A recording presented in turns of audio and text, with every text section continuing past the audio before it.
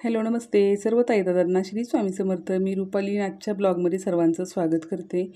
तर सकाळी सकाळी आंघोळ झाल्याबरोबर लगेच मी देवपूजा म्हणजे फक्त दिवाबत्ती केली बरं का. आज काही जास्त पूजा वगैरे पाण्याने डीप अशी करणार नव्हते का, तर आज राहिलेलं जी क्लिनिंग आहे आपलं ते राहिलं होतं.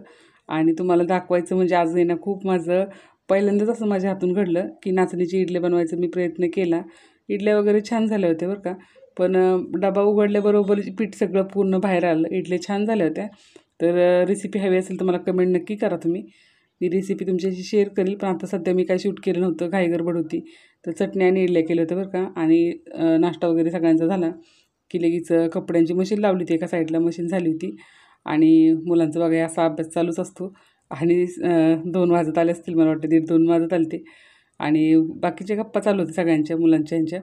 आणि तुम्हाला वाटत असेल की आज घरात आमच्या खूप पसार आहे, अजून काय आवरलं नाही व्यवस्थित. असं किचन आवरायला घेतलेले आणि आता हॉलकडं पण जायचं आहे. हॉल राहिलेला आहे, मधले रूम राहिलेले आहे. तर तुम्हाला किचनची अजून अवस्था दाखवते. अजूनही बऱ्यापैकी काही आवरलेलं नव्हतं. तर आता आवरल्यानंतर कोणाकोणाला माझं किचन पाहायला आवडणार आहे त्यांनी मला कमेंट करून नक्की विचारा.